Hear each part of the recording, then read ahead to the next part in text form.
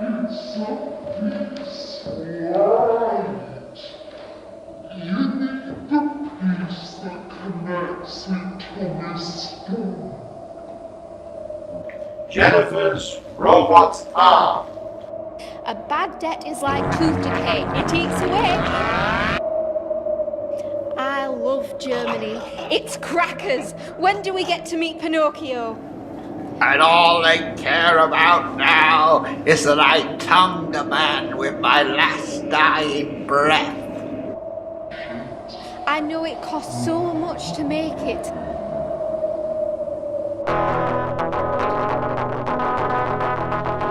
This is showbiz, it's feast and famine, it ebbs and flows, this is the muck.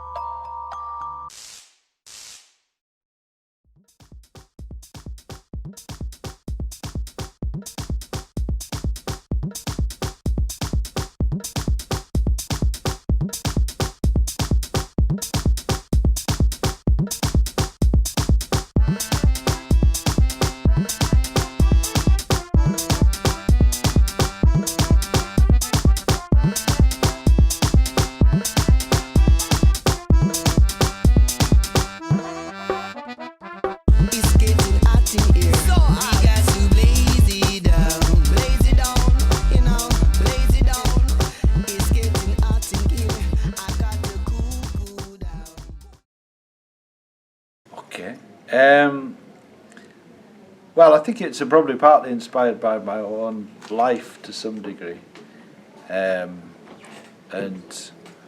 also to my own personal fear of sex. I think is sort of in there somewhere, and which is quite a big subject, obviously, and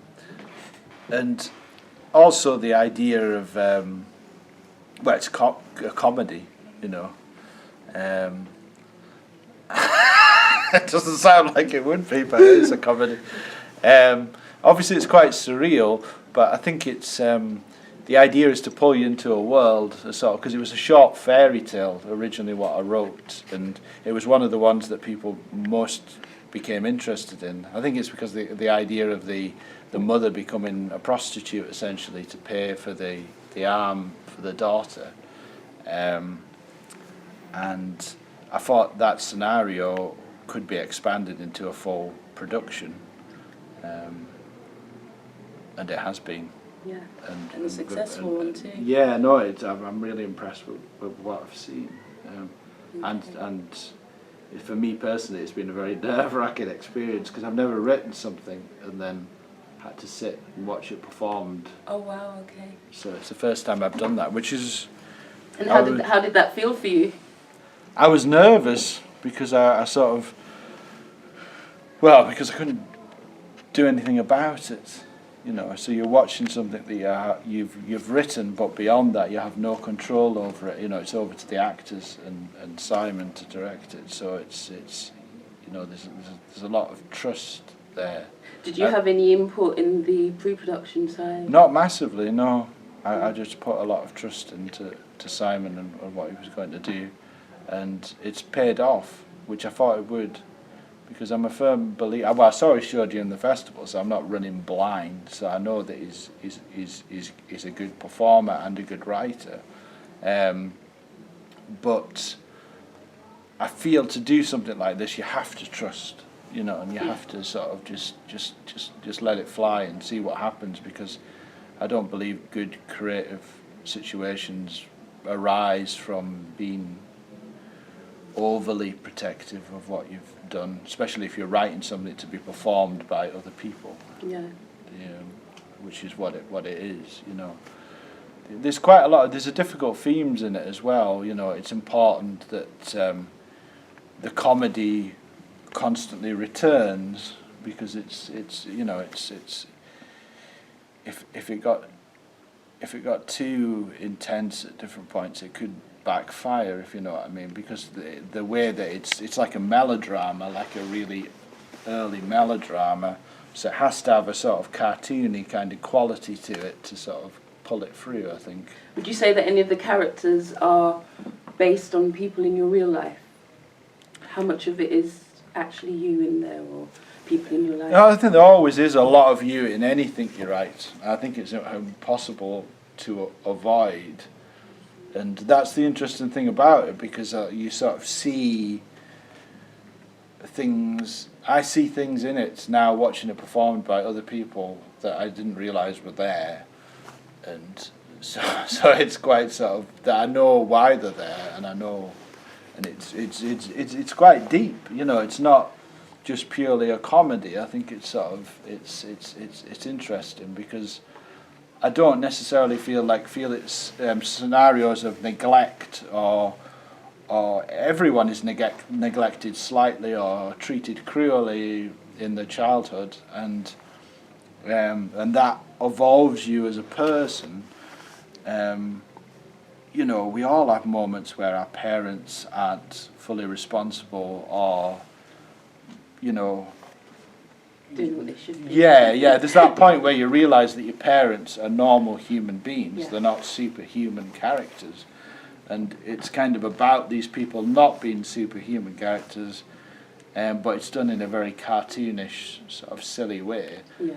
I mean, I had a reasonably happy childhood, but I think it's there's always these things that are sort of, you know, the fear of sex, I think is sort of is quite a big thing, I think, for quite a lot of people, that people don't want to address, or they don't want to speak about, because you're supposed to be so many different things. You're supposed to have amazing amounts of stamina. You're supposed to be really cocksure about it, you know, and people aren't. People make mistakes. People aren't quite what they say they are, you know, and there's all these things. So it taps into that as an idea, you know, as a sort of obviously the character of Pam is quite monstrous, but it's When you wrote the character of Pam, did you think that a man could play that part? I could only see a man playing it. Wow, okay. Yeah, I think it has to be a man, because it's such a grotesque character, you know. Well, it's like the Victorian things of a pantomime. You know, in a pantomime, you would have like an obvious villain that was over the top, and I think they used men dressed as women to sort of to parody women and various other things like attitudes and things, but without being offensive, if you know what I mean. As soon as you turn the character into a monster, it makes it sort of it defuses the situation. Whereas I think if Pam was a really sexy woman who was behaving like that, then it wouldn't be funny, and it would probably be offensive. Yeah. How was it for you, Miranda? I don't know if that's right. I thought I was very sexy, Paul. As did I. How was it for you, Miranda, in a cast of 4 people, 3 guys, and just yourself? How did you find that? I really liked it. I think it helped in a way to make her more naturally a little girl and younger, because as a woman I was naturally smaller than everyone else around me, so it really helped me feel that without making it necessarily too stereotypical. Right. So. Okay. Do you think that there's anything that you'd have liked to have changed about your character or done differently? We've got 2 nights left of this. You're playing with fire. Oh. I'm joking.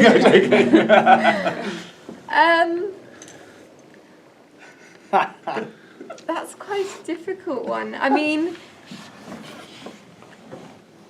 children lead with their feet and in exploring the world, or their limbs in general. That's what they go around doing. So I suppose if we were to do it again, if I was to do it again, I think if there was more perhaps props or set around, that would be something to look into, exaggerating or making a point of that even further, because children are very much searching and exploring the world in that way.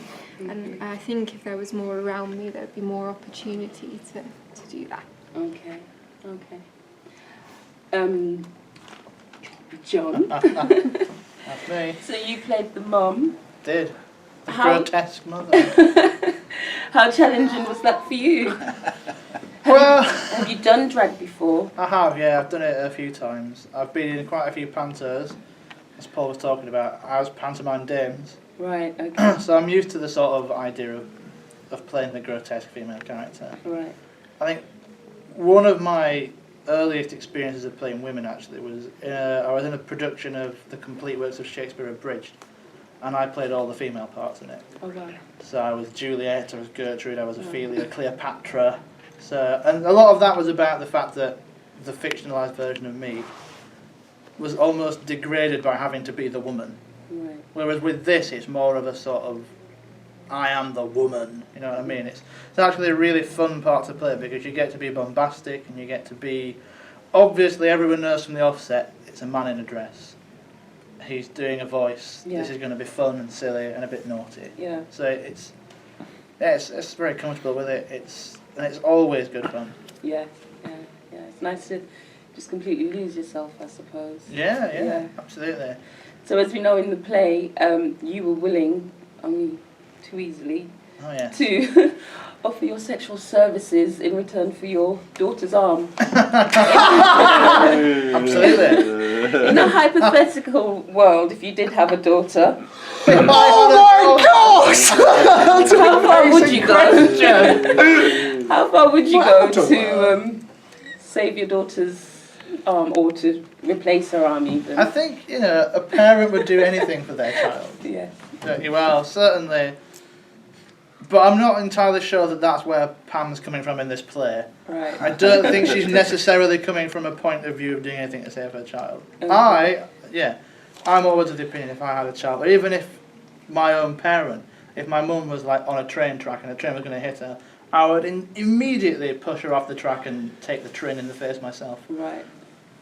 So profound. But I think Pam is sort of partly, she's confident, but she's also partly suicidal. Oh yeah, she's actually, for someone who's such a big, bold character, she's surprisingly self-destructive. She is, And very cynical about the whole affair, and it's not entirely, I mean, she's obviously willing to throw herself into it, and she just wants to have some, I think she just wants, as she says, one of her lines in the play is, I just want something to happen desperately. I just think she's almost, as you say, like suicidally bored. Full of So Valium. she'll do anything, yeah. I've had so much Valium I can barely see.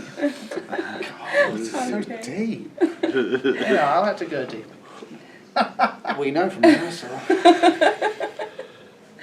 So I'm going to just go over that one. Simon J. Hello, you- Lydia. what- Gorgeous in this dress, I must say. Oh, thank you. I Oh. did try. So you played the inventor, I did. and you're also the director. I am. How challenging was that to be taking on two roles?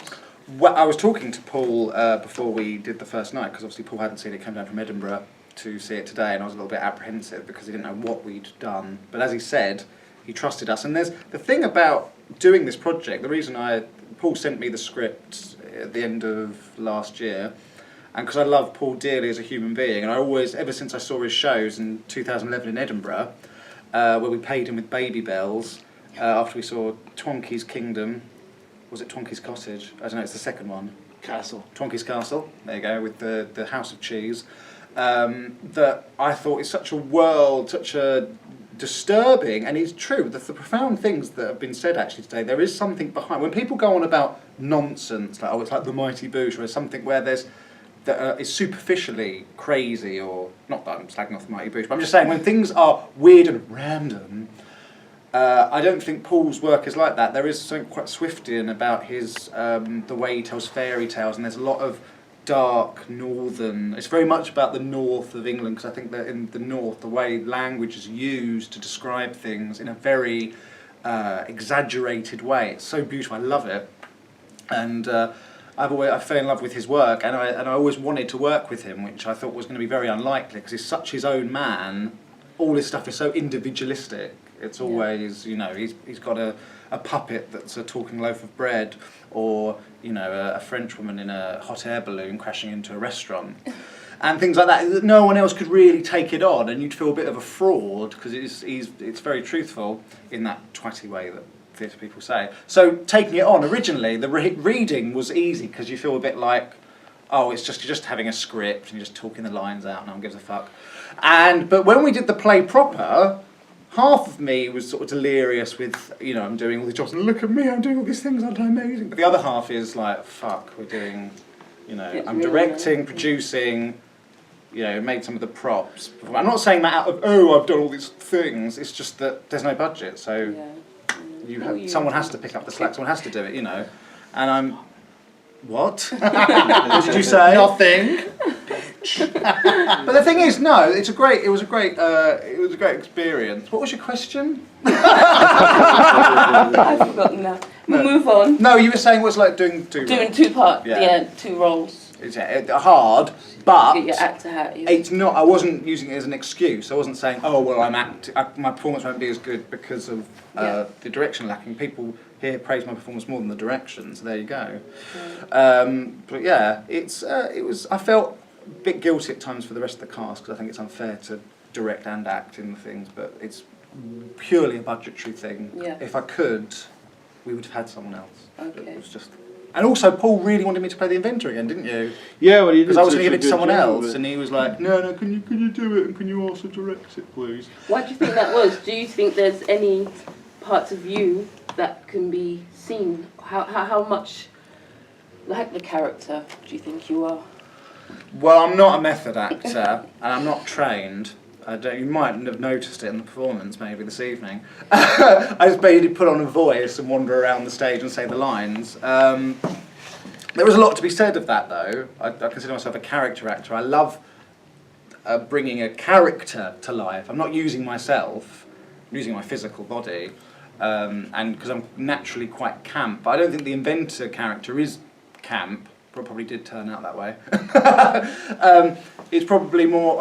Me and Paul share a sort of understanding of, you know, we were talking about melodramas and these sort of fantastical characters that are a bit magical and a bit demonic, and there's these other facades to them that I love playing it. Like there's a bit where Jennifer says, "Oh, this is the man from the dream." And I believe in my head, it's probably not in the script, it definitely isn't, that she gives birth to me through her dream. And that I'm actually an extension of her dream. Okay. But when we go to the profound, the thing that Paul was saying, the profound, when we go about the profound thing about fear of sex, we were joking before the play started, saying, oh yeah, what if someone asked you all these serious questions about the play and you'd have no idea, and someone actually has. But it's true that it is backed up with human experience. And that's what I love about absurdity, is that actually our lives are quite absurd, and I live in that world every day, so it's actually quite comforting to be in it on a stage.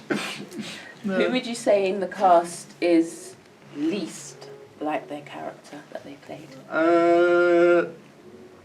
Miranda, obviously, because she's not an 8-year-old girl. Yeah. And also, I'm not a woman. No, but I think that... No, I am quite like Pam. No, I think you're quite like Pam. I think that... What's wrong? No. And it's Connor who's not here. Yeah, Connor's not here. Yes. The absent member. Yeah, unfortunately. He had to go and... You're putting in an amazing performance. He was. He's really committed. That's what I love about Connor. And I think also he's milked bits that I wasn't expecting he would milk. He does tend to milk things he shouldn't. He's good, but he's good in that Say way. that. Like, I think there's just certain lines, because you never know. That's the thing, you never know. Even when I write my one-man show, I'm never totally sure which bits are really gonna fly off, and it's not always what you expect. You know. I think it's also interesting because Paul is from a performance cabaret thing that theatre, especially John, more experienced than me because he's trained as a director, and and takes it seriously, which I don't. And I'm very much a sort of ad hoc director, actor manager as they used to be in the 40s, is probably what I'd bet be described as. And the thing is, theatre is a very different medium, the way things are blocked, the way things are made. And when you take Paul's script, it has to be treated in a very certain way. And that's when we sort of were pissing ourselves laughing doing the scenes in rehearsal, and it wasn't like a traditional rehearsal, we were saying, this is so Twonkey, because there has to be that absurdist, ramshackle throwing together. Okay. I mean, when I'm watching it, I'm kind of examining it as a series of comedic sort of vignettes and how well they're working, if you see what I mean. So it was really nice to me to see some bits that I didn't even imagine would be funny being made funny, you know. And certain lines, like your line about what was it again? It's always raining in my heart. That became a big line, got a really big laugh. But it was partly because of the way it built up towards that, and that was like the ultimate melodramatic line to have at that point, if you see what I mean. So it's interesting that, because there's things happening in places that I didn't imagine, and I'm glad that they're happening in that way, because that's part of the joy of just sitting back and letting it roll in front of you, and people are putting their own emotion into different sections. Like Connor's bit about how it needed wheat to make the arm work and things like that was a bit that I never imagined being a big dramatic bit, but he's made it into a big dramatic bit, you know, and you know, large elements of your performance as well.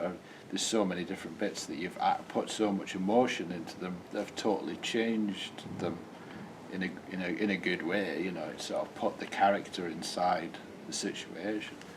And that's interesting for me, because I as a one-man show, which is what I'm experienced in doing, it's all about essentially getting to the next big laugh, if you know what I mean. Whereas I think if you're doing a play, it's different, because you want people to dive into the world, and then you want the laughs to seem spontaneous within that, but people to be attached to the characters. Whereas when you're doing a one-man show, people just need to be attached to you and to trust you, and it's a different thing. It's a different art form. So I'm still learning how that works, essentially, if that means anything at all. I'm going to go from this side round. Okay. Who was Patrick Promise to you? Patrick Promise to me was a friend of Jennifer's that is obviously disturbed little boy, probably doesn't wash his clothes, doesn't have good parents, probably parents from a Shane Meadows film, and is really very, very dirty, and obviously has supernatural abilities. Okay, and what about you, Jim? I've not really discussed this with you before. But, I haven't, or with anyone really, but I've always seen Patrick Promise as someone who definitely isn't real. And it's another side of Jennifer that we just don't talk about. So I have a line in the play where I'm talking about how, do you remember when Patrick burnt all of the eyes out of your teddy bears? In my mind, Jennifer it's you did that it. did that, and brilliant. you say Patrick Promise did it. And then that also ties with me. I agree with you that you've sort of summoned this man out of your brain, and that's how he can be imbued with this Patrick Promise. It's actually that you've got this strange dark power going on that Jennifer no one does else have a is lot of talking power. about. So that's, for me, Patrick Promise is some sort of schism of your personality.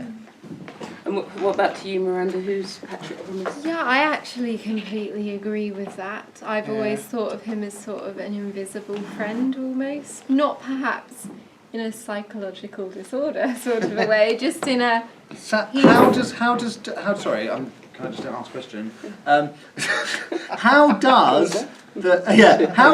does he possess the inventor then, if he's not real? Well, if you go along the premise of the... Oh yeah, the inventor isn't real. Oh yeah, of course. Which I said. You said it. Yes, no, it makes perfect sense now. Okay. And from the writer, who was Patrick Promise when you wrote that? I kind of imagine there has been the most evil element, because there's always the sort of obvious evil character, which could be the inventor,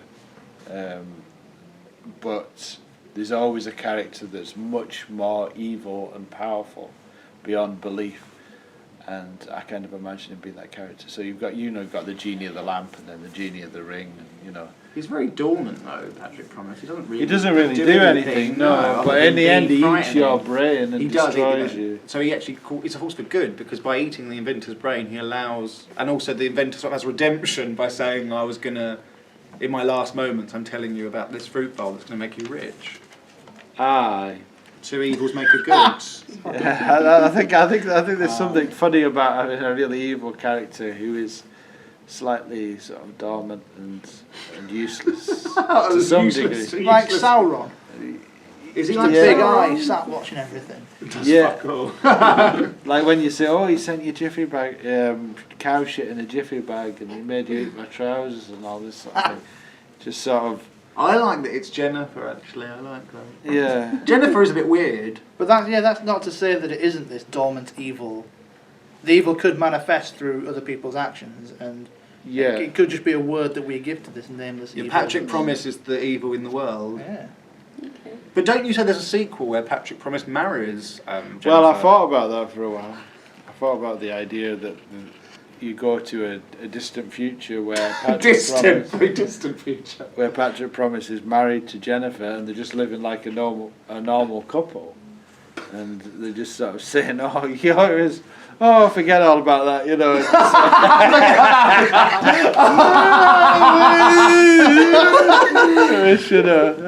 I want your laugh as a ringtone. Well, I don't know if that should ever be written. No, it'd be written by someone else as like Wide Sargasso Sea years later. Like Jennifer's Robot on fan fiction. Yeah, / fiction. What type of audience do you think this play would appeal to? People with dementia. No, sorry, go on. I think it's a fairy tale for adults. I think any adult who came could find something enjoyable about it in a dark way. Tonight there was someone who came in and none of us knew him. He came with his girlfriend and they come to this publication and seen this thing was on. They had no idea what it was, and he came to me afterwards and he said, "That was really weird, but I really enjoyed it. I had a great time. Thanks so much for that. Just a random night out," and he really liked it. So I thought I would agree. I think anyone could enjoy this, and it is, as you say, a fairy tale for adults. And what are some of the questions do you think that some of the audience members have gone away with? What are the things that might be boggling them, or? I think that the questions they'll be asking are about how. Not so much as the story, but how people would have the conviction to put a play on like that. Because living in London, and I'm sure, John, you see this as well, there's a lot of young, emerging directors, writers that feel they should make things in a certain way. Yeah. But also because they've been taught because of commercial viability and things like that, and, they see it in that way, that to take a chance on proper fringe, which isn't, we're not thinking this from a marketing point of view at the moment. So it's that, I think, that you wouldn't normally see something like that unless you went and sort it out like those two people did. Like, where did they come from? Yeah. I would hope people go away thinking, where can I find more like this? Yeah. That's what I've been hoping. 20 years ago. Are you working on anything else at the moment? Absolutely not. Just wheel this out for years. You are doing a show at the Soho, aren't you? No, I'm doing there's a lot of things going on. And then you're going to Prague, aren't you, I'm going Paul? to Prague. I'm going to the Soho Theatre and Prague with last year's one-man fringe show, which is called Twonkey's Private Restaurant. And then I'm going to Brighton with my new show, which is called Twonkey's Stinking Bishop. Do see it. Do see Paul's stuff. Honestly, Lydia, you've got to. It's why I'm here this evening. But this I'm not in this hospital opens bed. it up for all kinds of horrendous possibilities. So. Hen parties seem to like it, don't they? It'd be horrendous. Well, I don't know. It's just I think there is a very dark element to Paul's stuff. It's like opening a Pandora's box. Pandora's box. Yeah, it's there is the potential to expand. There's a very dark side to Paul. I've written about short fairy tales, and there's any number of them that could potentially be expanded. Not Colin is a little fat duck. That's not gonna. That could be No, animation. no, that alienated everyone. I don't know If I why could it's choose, just- sorry Lydia, if I could choose what one of Paul's stories to make into a play, oh God, what you know when you do your Wheel of Knickers, and there's the jungle, pleasuring people in the jungle. I'd like to do that in a 2-act play with Leslie Manville. You watching, Leslie? Call me. Just Leslie Manville in a jungle set, being ravaged by very muscular men. I think you've strayed into your own person. Leslie Manville has to be attached though. Okay, that was great, guys. Thank you very much. Don't end up asking all the profound things. It's my Leslie Manville fantasy. No, I want to know what questions you think the audience will ask. Yes, Miranda. Yeah, Miranda. Come Where on. can I get an Admiral Nelson Memorial Fruit Bowl? Worth £5 You sing million. It's right here, You're made saying by we my father.